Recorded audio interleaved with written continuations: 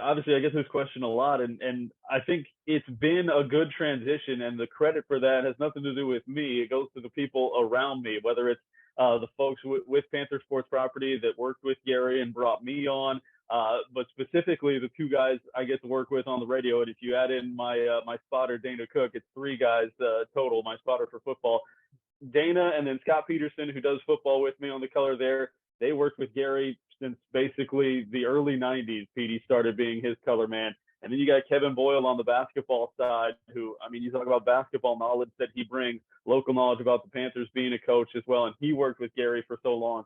Those two on the air specifically have helped not just transition me, but also the audience into, hey, all right, we all celebrate Gary, and nobody's ever going to be Gary. JW's not trying to be Gary, but we can move in this new direction. And so I give a lot of credit to those two guys for helping me along and kind of being there for this transition and providing some of that stability. And also for me, just the knowledge. Like I said, I can turn to either one of those guys about anything, basically Panther basketball over the last 3 decades, or Panther football in the case of Scott Peterson, and they'll have an answer, or they'll have a place to point me. So that's been the biggest blessing. And then everybody really, even outside of the fans too themselves, they've been super welcoming and super encouraging every time I've got to interact with them. So it's this community as a whole has just embraced me, and that's been great and kind of helped ease that transition.